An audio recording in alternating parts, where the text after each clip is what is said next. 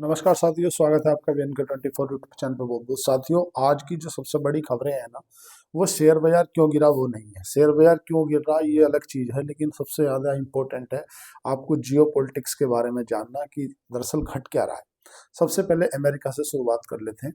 देखो क्या है, अमेरिका में आज दो महत्वपूर्ण चीजें हैं। पहली क्या है कि वहां पे बेरोजगारी के आंकड़े आने हैं, और बेरोजगारी के आंकड़े अगर गिर के आते हैं, मतलब अगर समझ लो बेकार आते हैं, तो क्या है उस कंडीशन में क्या होगा, इन्फ्लेशन बढ़ जाएगा, वहां पे महंगाई बढ़ जाएगी।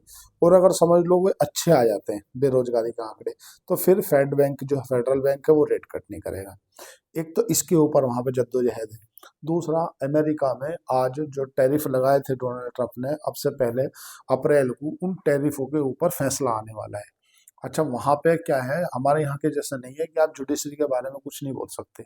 ऐसा भी हो सकता है कि अगर मान लो कोई फैसला आ जाता है डोनाल्ड ट्रंप के खिलाफ, तो डोनाल्ड ट्रंप वहां के जजों को ही बोल दे, बोले तुम गलत आदमी हो, तुमने फैसला सही नहीं किया। क्योंकि वहां पर जो जज होते हैं ना, वो पार्टी वाइज रहते हैं कि इसकी पार्टी का जज है, वो उसकी पार्टी का। तो बोलो ओपन वाला सिस्टम है सब चीज। क्योंकि अगर देखो, पहली बात तो मैं तुम्हें क्या एक अच्छी चीज से शुरुआत करूंगा, क्या कि आपको ऐसा नहीं लगे कि यार डरा दिया। अच्छी चीज ये है कि अगर फैसले में डोनाल्ड ट्रंप के खिलाफ फैसला आ जाता है कि जो आपने टैरिफ लगाए हैं दुनिया पे, ये अनलीगल है, ये नहीं लगने चाहिए थे। अगर ये फैसला ये आ जाता है, तो जो भारतीय शेयर बाजार है उनके लिए एक राहत की खबर रहेगी। कुछ दिन रिलीफ लेंगे, क्योंकि उसका एक तरीका है। तरीका ये है कि आपको अपने संसद में पास कराना है बिल, उसको कानून बनाना है, कानून के हिसाब से ही टैरिफ लगाया जाएगा, मतलब टैक्स लगाया जाएगा देशों पे। किसने किया है ये? वहां की जो कंपनियां है ना, जो टैरिफ इन्होंने लगाया है ना, वो उन्होंने वहां की जनता को पास ऑन नहीं किया। अगर सपोज करो मैं 100 रुपए का कोई प्रोडक्ट खरीद रहा हूँ पाकिस्तान से या अमेरिका से, और वहाँ उस पर 10% मेरे से गवर्नमेंट अलग से टैक्स ले ले रही है, तो वो टैक्स तो दिया है, लेकिन वो जनता से पास ऑन नहीं किया।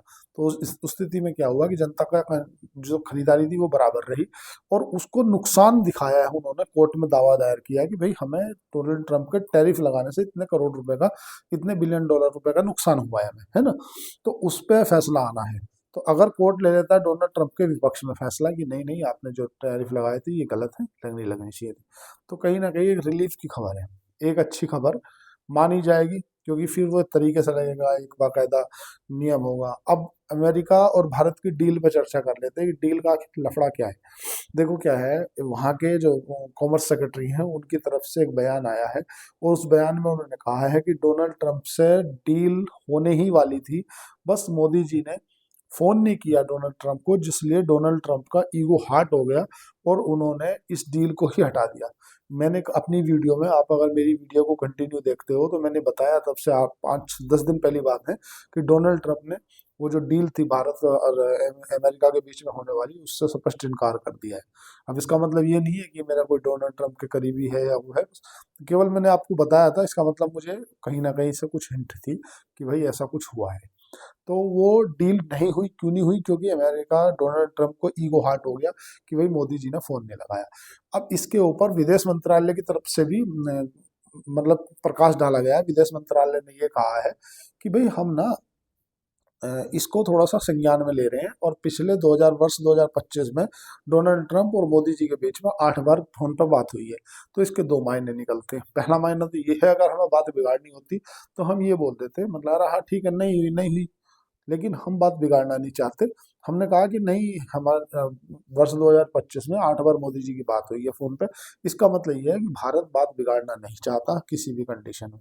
ठीक है, जब अगर विदेश मंत्रालय इसको संज्ञान में ले रहा है। दूसरी बात है, अब मामले को चल लेते हैं कि भाई शेयर बाजार क्यों गिरा। उससे पहले ये समझ लेते हैं कि जो पर्टिकुलर स्टॉक है ना, जिनके अंदर उतार चढ़ाव देखने के लिए मिला है, वो क्यों है। देखो आईएक्स, इंडियन एनर्जी एक्सचेंज में गिरावट आई है 8% की। उसके पीछे जो वजह है, वजह है कपलिंग। कपलिंग क्या है, इस वर्ष जो जून में फैसला आया था, कोर्ट का फैसला था, और उसी फैसले को आदेश बना दिया गया है कि भैया ये आदेश है। और इनके जो आईएक्स के वकील ने उस पर 8 दिन का समय मांगा है कि भाई, और हमें 8 दिन का समय, वो सॉरी मंडे तक का समय दे दो। उससे होगा क्या कि इसके मोनोपोली जो है ना, वो मोनोपोली खत्म हो जाएगी इसकी। और भी लोग और भी कंपनियां इसमें बिड लगा पाएंगी, और जो इसकी प्राइसिंग पावर है वो खत्म हो जाएगी। प्राइसिंग पावर इसलिए खत्म हो जाएगी कि अगर कोई कॉलोनी है, उस कॉलोनी में अकेली तुम्हारी दुकान है, तो तुम्हारी ही मर्जी है। अगर तुम कोई सपोज करो चीनी 55 रुपए किलो चल रही है, तुम 60 रुपए किलो बेच रहे हो, तो तुम ही बेचोगे। अगर बोल देते हैं कि भाई इस कॉलोनी के अंदर 4 दुकानें और खुल जाएंगी, तो फिर तुम्हारे पास में प्राइसिंग पावर नहीं बचेगी, एक अठनी चमन्नी का मार्जिन रह जाएगा। इसका मतलब इस कंपनी के बारे में नेगेटिव खबर थी, जिसलिए देखने के लिए मिला। दिसंबर में एसआईपी का जो इनफ्लो हुआ है वो बेहतरीन हुआ है, 31,000 करोड़ रुपया आया है। कल जैसे कि मैं बात कर रहा था कि भाई अभी ना उसके पूरे एफआईआई के आंकड़े नहीं आए, तो 12,000 कुछ करोड़ रुपए की कल विदेशी संस्थागत निवेशकों ने बिकवाली करी है। वहीं अगर आज की बात करेंगे तो आज लगभग लगभग 3700 करोड़ रुपए की बिकवाली करी है एफआईआई ने, वहीं 5600 करोड़ रुपए की डीआईआई ने खरीदारी की है। डॉलर इंडेक्स मजबूत हो रहा है, और डॉलर इंडेक्स के मजबूत होने से ही सोना चांदी में प्रेशर देखने के लिए मिल रहा है।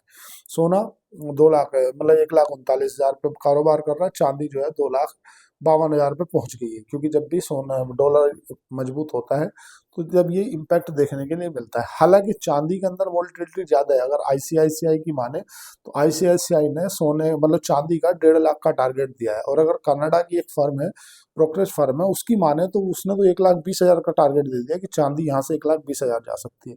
जा सकती है कि नहीं जा सकती है वो एक अलग विषय है, लेकिन अभी तक की तो सिचुएशन यही है। अब समझ लेते हैं कि देखो आज जो बाजार के अंदर गिरावट देखने के लिए ना, उस गिरावट के पीछे वजह क्या है। कल टैरिफ टैरिफ वजह नहीं है। टैरिफ क्यों नहीं वजह यार, सब तो दुनिया तो टैरिफ टैरिफ बता रही। टैरिफ टैरिफ इसलिए वजह नहीं है कि भाई एक लेवल के बाद व्यापार नहीं होता। कोई ऐसी कंपनी मार्केट में है ही नहीं जो 30% से ऊपर का मार्जिन लेकर काम करती हो। नहीं समझे, और सिंपल लैंग्वेज में काम करो। ये मेरी टी शर्ट है। ये टी शर्ट अगर मैं अमेरिका बेचना चाहता हूँ, तो ये मेरी अमेरिका के जो व्यापारी हैं उन्हें 500% टैरिफ, और या मतलब 100%, 100 रुपए की टी शर्ट है, 500 का टैरिफ है, तो 600 रुपए की पड़ी। 10% का अगर वो मार्जिन रख के अपनी पब्लिक को सेल आउट करेंगे, तो ये टी शर्ट कितने की बिकी पब्लिक में? 610 रुपए की। सेम ही टी शर्ट पाकिस्तान की बनी हुई, बांग्लादेश की बनी हुई 120 या 125 रुपए की मिल जाए, क्योंकि 15% का टैरिफ है, 5-4% का मार्जिन रखा। तो वो ये टी शर्ट 625 की है, और ये टी शर्ट 120 रुपए की है। तो मतलब ही नहीं बनता। व्यापार नहीं होना, केवल अपना ईगो सर्टिफाई करना है कि भाई हमने टैरिफ लगा दिया। और ये टैरिफ लगा नहीं है, ये केवल कानून है। और ये मतलब एक बिल है, उस बिल को पहले वोटिंग होगी उनके सेनेट में, कांग्रेस में वोटिंग होगी, फिर सेनेट में वोटिंग होगी, फिर वो पूर्ण रूप से कानून का रूप लेगा। उसके बाद अधिकतम 500% है। मतलब हालांकि इम्प्लीमेंट आने में थोड़ा सा समय लगेगा, लेकिन शेयर बाजार जो है ना, ये चलता है मतलब खबरों के खबरों की। और तो कल क्या था? कल वास्तविकता में शेयर बाजार में गिरावट टैरिफ के कारण आई। आज शेयर बाजार में गिरावट अनसर्टेनिटी के कारण थी। अनसर्टेनिटी क्या हो गया यार? सब तो ठीक है, सब ठीक नहीं है। जो जियो पॉलिटिक्स में गड़बड़ चल रही है, वो जियो पॉलिटिक्स में क्या गड़बड़ चल रही है कि आपको ईरान के अंदर कुछ ऐसा घट रहा है, इंटरनेट बंद है ईरान में, और लगभग लगभग 2600 लोगों की मौत हो चुकी है। और जो वहाँ पे रिजा पहलवी है ना, उनको पावर में लाना चाहते हैं अमेरिकी हस्तक्षेप के कारण। क्योंकि ऐसी जो लोग हैं ना, जो उग्र रूप से प्रदर्शन कर रहे हैं ना, वो उन पर गोली चलाने के आदेश जारी हो चुके हैं, शूट एंड साइड के आदेश जारी हो चुके हैं। अब तो हो गया, तो उससे हम अमेरिका की या शेयर बाजार का क्या लेना देना है ना। अमेरिका में डोनाल्ड ट्रंप ने ये कह दिया था कि अगर आपने प्रदर्शनकारियों के ऊपर कोई भी कार्रवाई करी, ईरान को निर्देश दे रखे थे डोनाल्ड ट्रंप ने, तो हम आपके ऊपर हमला कर देंगे। अब इससे हुआ क्या? इससे ये हुआ कि जो ईरान के जो है उनके क्या नाम है उनका, मौलवी है, या मतलब ईरान के जो अधिकारी हैं, या जो मतलब ईरान में अभी वर्तमान में सरकार चला रहे, खामनेई, हाँ सॉरी खामनेई, खामनेई ने एक सरकारी न्यूज चैनल पे आकर के अपने देश को संबोधित किया, और उसने ये कहा कि देश के अंदर आंतरिक व्यवस्था को डिस्टर्ब किया जा रहा है अमेरिका के कारण, और अगर अमेरिका ऐसा करता है तो हम अमेरिका को जवाब देंगे। इसका मतलब अमेरिका और ईरान के बीच में मतभेद बढ़ चुके हैं, और एक नेक्स्ट लेवल बढ़ चुके हैं। और इतना ही नहीं, ईरान ने नोटम जारी कर दिया है। अब ये नोटम जारी क्या होता है? देखो क्या, नोटिस टू एयरमैन, मतलब जब भी कोई देशों को बीच में तनाव रहता है या कोई युद्ध के जैसे हालात रहते हैं, तो नोटम जारी कर दिया जाता है, नोटिस टू एयरमैन। मतलब कोई भी विमान जो कि कार्गो शिप है या कोई पैसेंजर विमान है वो उस क्षेत्र से नहीं जाएगा। नोटम जारी होने का मतलब ये ईरान की तरफ से नोटम जारी हुआ है और ऐसी खबरें हैं कि अमेरिका की डेल्टा फोर्सेस ईरान के चारों तरफ घिर चुकी हैं। केवल अमेरिका के एक आदेश की देरी है। अमेरिका से आदेश आया और उन्होंने अपनी फायरिंग चालू की। ये खबरें बहुत दिन से मीडिया में है। अब ईरान से इतनी दुश्मनी है क्यों अमेरिका को? आपको ये जानकर आश्चर्य होगा।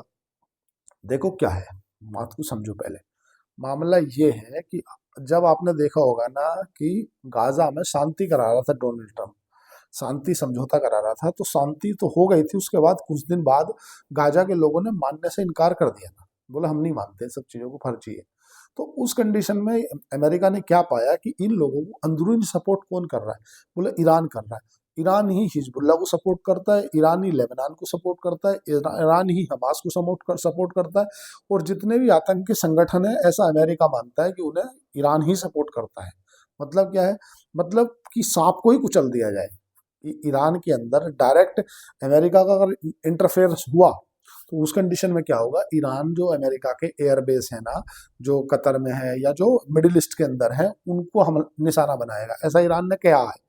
और जब से वेनेजुएला को राष्ट्रपति को अमेरिका ने उठाया है, तब से उसका जो मोराल है वो नेक्स्ट लेवल है, क्योंकि उसने ये चीज देख ली कि ना तो रसिया बचाने आया और ना ही चाइना बचाने आया, ये केवल रिक्वेस्ट करते रह गए। और जो पूरी दुनिया का ठेकेदार बना बैठा है यूनाइटेड नेशन, उसने क्या बोला?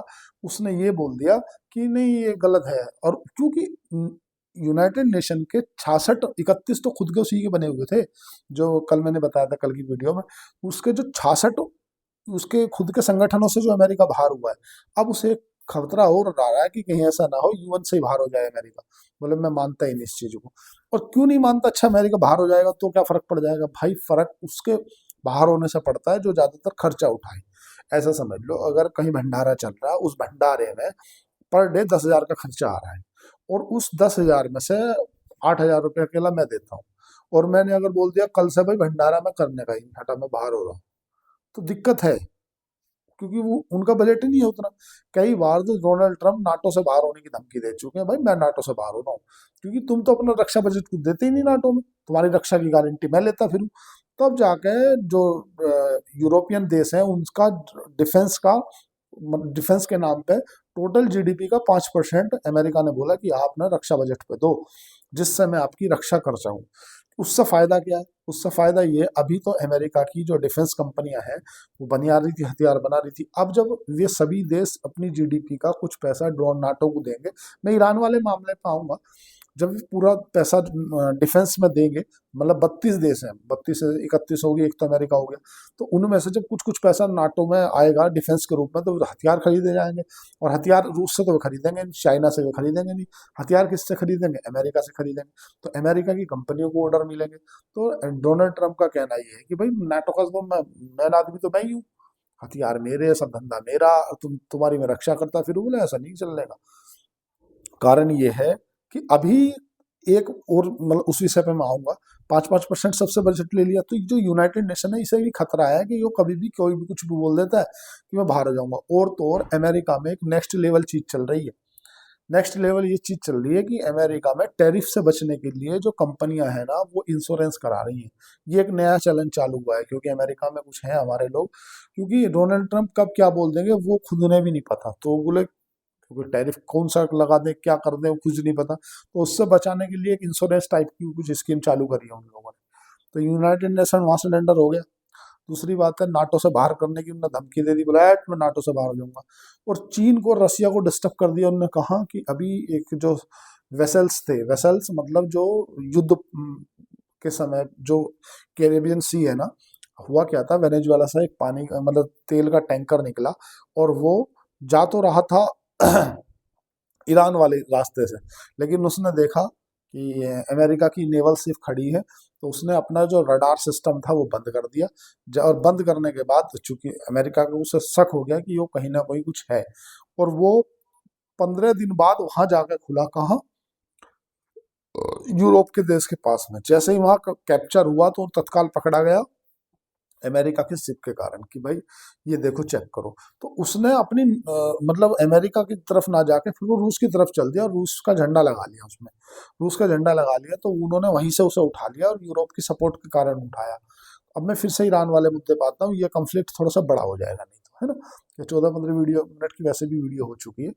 तो हुआ क्या कि ईरान वाले मामले पे जो वहाँ की आम जनता है जो प्रदर्शन कर रही है, उस प्रदर्शन करती हुई जनता पे अमेरिका ने स्पष्ट बोल दिया कि अगर आपने गलती से इन लोगों के ऊपर शक्ति प्रदर्शन किया या लाठीचार्ज या गोली शूट एंड साइड वाली कंडीशन दी तो मैं तुम्हारे ऊपर हमला कर दूंगा। तो आज जो शेयर बाजार के अंदर गिरावट देखने के लिए मिली है वो इसी कारण डर है कि आज एक तो फैसला आना है वहाँ का, अमेरिका का।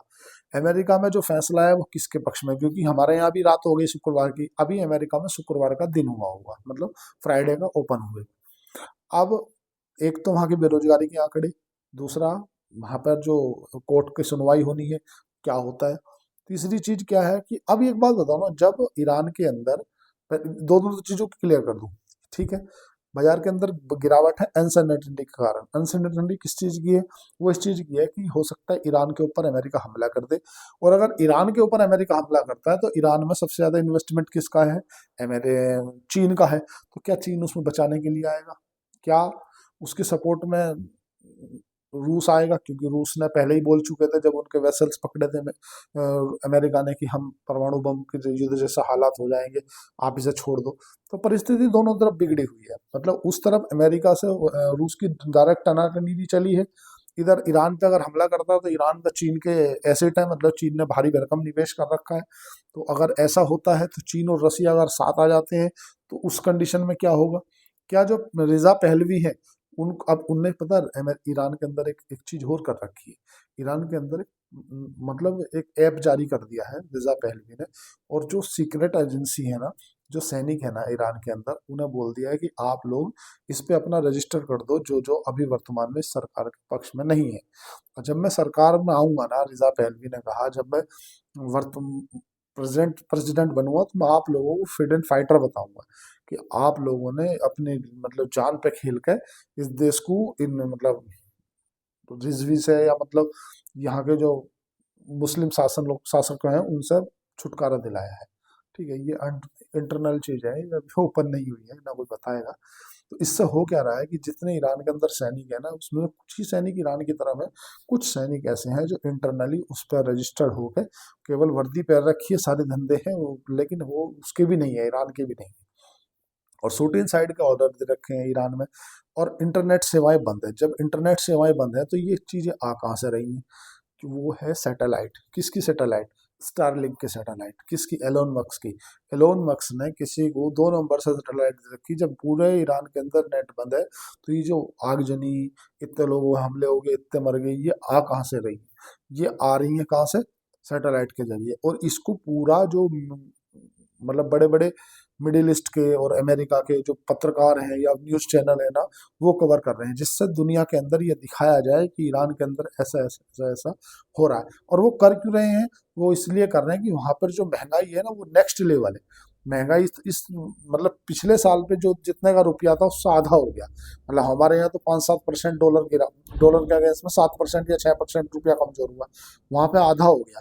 तो आम जनता सड़कों पे है और वो चाहती है पुराना वाला ईरान। और जो ये तुम्हारा वर्तमान में सरकार चला रहे हैं, ये न्यूज चैनल पे आके ये बोल दे रहे हैं कि हम झुकेंगे नहीं। झुकेंगे नहीं का मतलब ये है कि भाई अमेरिका को आप बोल रहे हो कि हमला करो, और क्योंकि इसके पास में मिसाइलें भी हैं ईरान के पास, अगर अमेरिका ने हमला किया तो क्या ईरान का निशाना अमेरिका के जो एसिड हैं, अमेरिका के जो नेवल बेस हैं, अमेरिका के जो अलग अलग सऊदी अरब में, कुवैत में जो इन्होंने एयरबेस बना के रखे हैं, वहां पे मिसाइलें छोड़ी जाएंगी। वहां पे मिसाइलें छोड़ी जाएंगी तो उस कंडीशन में जैसे पहले हुआ था, उस कंडीशन में मामला बिगड़ सकता है। तो बिगड़ क्यों सकता है, क्योंकि दो देशों के बीच में युद्ध माना जाएगा।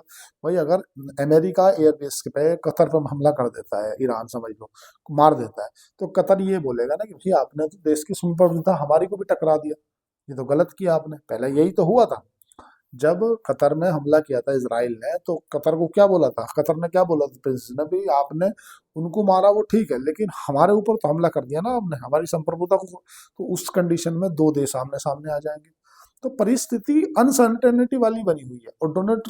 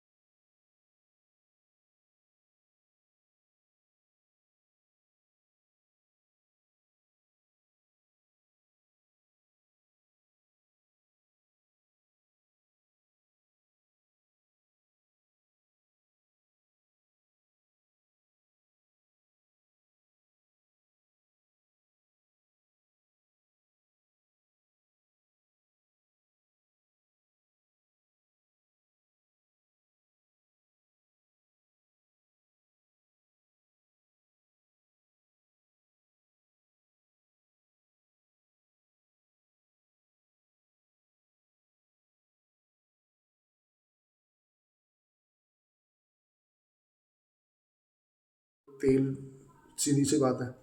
ईरान से तेल कौन खरीदता है? चीन। वेनेजुएला से तेल कौन खरीदता था? चीन। दिक्कत किसे होगी? चीन को। चीन किससे खरीदेगा? रूस से। रूस से खरीदने पे 500% का टैरिफ लगाया जाएगा। अब अगर टैरिफ ही लगाना है तो डायरेक्ट क्यों नहीं लगा देता? क्योंकि चीन को काउंटर करना है, चीन से डायरेक्ट टक्कर लेने की अमेरिका की ताकत नहीं है। वीडियो लंबी होगी साथियों, तो मैं आज केवल इतना बता रहा हूँ कि शेयर बाजार में मंडे के दिन अगर रिकवरी आई तो प्रॉफिट बुकिंग आ जाएगी, हाल ही हैवी हो जाएगी। बहुत कोशिश होकर रहें, सावधान रहें, सतर्क रहें, अलर्ट रहें, वित्त सलाहकार के साथ में रहें। और अगर सैटरडे मतलब मंडे के दिन अगर बाजार में बिकवाली हावी रही तो फिर मंगलवार को भी थोड़ी बहुत हावी रहेगी। क्यों? उसके पीछे मार्जिन कॉल। जिन लोगों का कल शेयर बाजार में मान लो शॉर्ट मार्जिन था, आज मार्जिन और शॉर्ट हो गया, कल मतलब मंडे में और शॉर्ट हो गया, तो उनके मार्जिन शॉर्ट कॉल के कारण जो ब्रोकर हैं वो उनको वो भेज देंगे नोटिफिकेशन, भाई इसमें पैसा जमा करो। अगर वो पैसा जमा नहीं करेंगे तो पोजीशन और स्क्वायर ऑफ होगी, मतलब मंगलवार को और गिरेगी। कहने का मतलब ये है, कोशिश रहें, सावधान रहें, अलर्ट रहें, इतना कोई पैनिक नहीं करें। भारत के लिए सबसे बड़ी खबरें क्या है? भारत के लिए जो बड़ा इवेंट है वो है क्या? जो तुम्हारा एक तो रिजल्ट सेशन की शुरुआत हो रही है, इन्फोसिस टीसीएस के रिजल्ट आएंगे मंडे को।